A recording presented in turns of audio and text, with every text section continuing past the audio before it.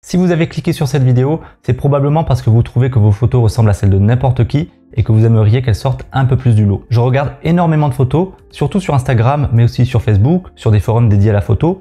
J'ai même acheté le livre d'un de mes photographes favoris et j'ai aussi visité quelques expositions. Je vois un peu de tout, des choses qui me parlent, d'autres beaucoup moins, et ça me permet de trouver de l'inspiration et de nouvelles idées à implémenter dans ma pratique. Avec les années, j'ai un œil beaucoup plus aguerri qu'à mes débuts et je pense avoir enfin mis le doigt sur ce qui permet de transformer une photo, tout ce qu'il y a de plus ordinaire, en photo captivante. Et c'est ce que j'aimerais partager avec vous. Je pourrais vous donner 5 astuces de composition pour des photos plus dynamiques ou 5 erreurs à ne pas commettre avant d'appuyer sur le déclencheur. Mais dans cette vidéo, je vais me contenter de vous donner un seul conseil. C'est le conseil que j'aurais adoré qu'on partage lorsque j'ai fait mes premiers pas en photo de paysage. Alors restez bien jusqu'au bout de la vidéo parce que je suis certain que ça va vous donner de nouvelles idées pour votre prochaine sortie photo. Mais avant de vous partager ce conseil, il y a une chose primordiale que je veux que vous compreniez. C'est qu'une belle photo n'est pas nécessairement une photo intéressante. De belles images, on en voit défiler à longueur de journée. On est bombardé de contenu sur les divers réseaux sociaux et on juge ce que l'on voit en moins de 3 secondes avant de passer à autre chose. Tout le monde fait du beau. C'est même plutôt rare que je tombe sur des photos que je considère moches. C'est devenu tout ce qu'il y a de plus commun de voir de magnifiques photos de paysages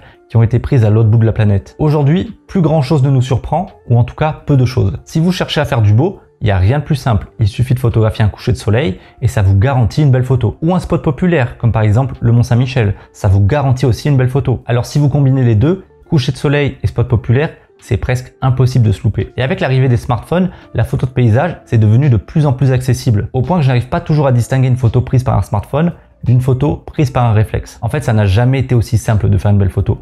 Même ma maman y arrive très bien quand elle part en voyage avec son iPad. Mais quand on cherche à avoir une démarche artistique, il faut voir au-delà de la beauté intrinsèque de l'image. Parce que votre photo peut être esthétiquement irréprochable sans pour autant évoquer quoi que ce soit au spectateur. Elle sera alors simplement jugée comme jolie, rien de plus, et sera aussi vite oubliée. En fait, j'irais même jusqu'à dire que la plupart des belles photos sont ennuyeuses, et il y en a très peu qui sont réellement capables de nous immerger pleinement dans la scène. Donc plutôt que de chercher à tout prix à travailler l'esthétique de son image, il faut avant tout se demander qu'est-ce qui rend une photo captivante. Une phrase que vous m'entendrez très souvent répéter sur cette chaîne, c'est pour qu'une photo soit intéressante, elle doit raconter une histoire. Ça passe dans un premier temps par votre manière d'agencer les divers éléments de la scène, c'est-à-dire la composition, mais c'est pas tout. Ça passe aussi par la gestion de la lumière, la maîtrise des effets créatifs, figer le mouvement, montrer le mouvement, avoir un paysage entièrement net, avoir du flou d'arrière-plan. Et pour finir, ça passe par la retouche photo. Mais vous aurez beau avoir une belle lumière, un joli flou d'arrière-plan et une retouche originale, si votre composition de base n'est pas bonne, votre photo aura peu de chances de retenir l'attention. Donc la composition, ça reste l'élément principal à travailler,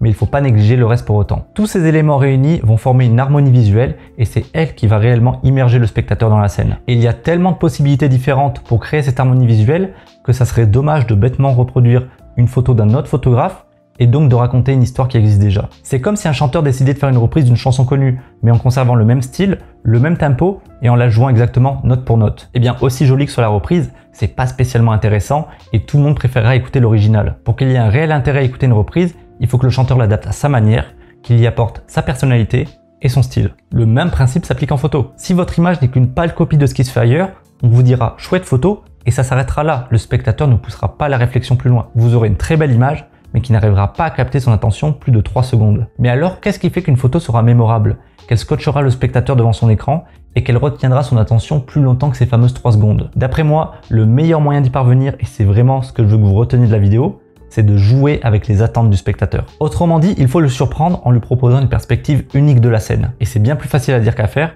car il va falloir une bonne dose de créativité pour y parvenir. Du coup, on se dit que pour réaliser une photo qui sort du lot, il faut partir à la recherche de paysages atypiques que peu de photographes connaissent. Eh bien non, au contraire, je trouve que le meilleur moyen de développer sa créativité, c'est de se rendre dans un spot extrêmement populaire près de chez soi. Donc il n'y a pas forcément besoin de partir dans les Dolomites ou en Islande, il y en a aussi plein en France. Si vous vous intéressez un minimum à la photographie de paysage, vous avez forcément vu passer sur les réseaux des photos de spots de votre région qui sont envahis par les photographes. Par exemple, chez moi en Corse, il y a les falaises de Bonifacio ou les îles Sanguinaires. Ce genre de spot, c'est la garantie d'une belle photo, parce que le sujet est tellement distinctif que ça va forcément parler au spectateur. Il va le reconnaître du premier coup d'œil et il faudrait presque vouloir le faire exprès pour faire une mauvaise photo. Est-ce que pour autant notre photo sera intéressante?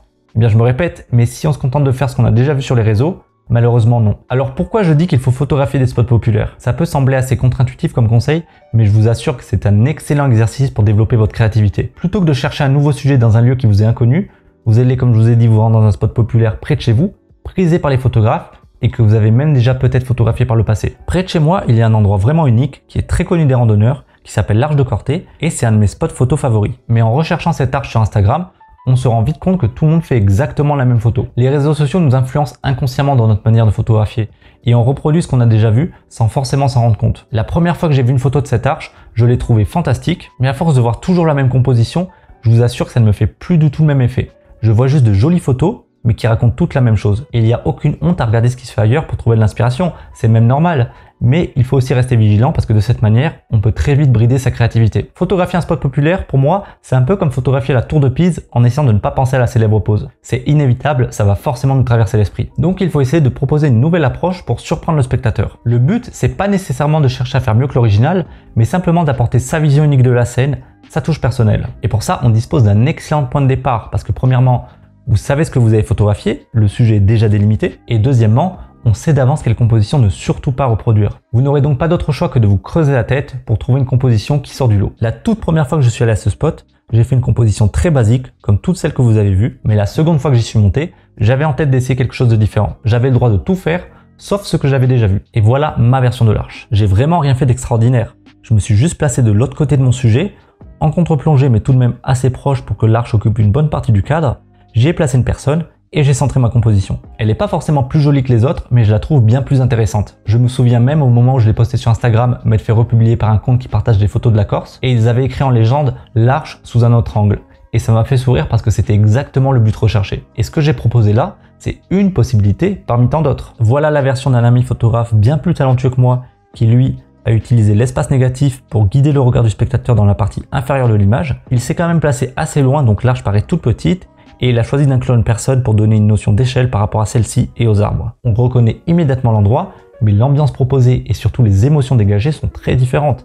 La photo raconte une toute autre histoire. Encore une autre version de notre ami photographe, il a décidé de garder une composition assez classique en se plaçant là où tout le monde se place, mais de photographier l'arche de nuit en l'éclairant à la lampe frontale, et on a ces arbres qui forment comme un cadre autour du sujet et projettent notre regard directement au centre de l'image. Là encore, toute autre ambiance et toute autre histoire. Personnellement, je n'avais jamais vu l'arche de nuit et c'est pour ça que cette photo me captive autant. Sans avoir particulièrement changé la composition, le photographe a réussi à jouer avec mes attentes. Donc vous voyez, ce sont 3 possibilités parmi une infinité pour offrir un regard neuf sur un sujet qui est bien connu. J'aime beaucoup ma version de l'arche, mais je trouve que ces deux-là sont un cran au-dessus. Ce sont des photos qui me font m'arrêter plus de 3 secondes, où je prends le temps de vraiment apprécier ce qu'elles dégagent. Alors que pourtant, j'ai déjà vu des centaines et des centaines de photos de cette même arche. Quand on évoque un lieu assez connu dans ce genre, on a forcément une image qui nous vient en tête. Et ce qu'il faut réussir à faire, c'est que le spectateur se dise « Ah ouais, je l'avais jamais imaginé de cette manière ». Et c'est comme ça que votre photo prendra une toute autre dimension, qu'elle passera de jolies photos à photos réellement captivantes. Malheureusement, il n'y a pas de recette précise à suivre, ça serait bien trop simple, c'est à vous d'être créatif et inventif sur le terrain. Et selon moi, le meilleur moyen d'être plus créatif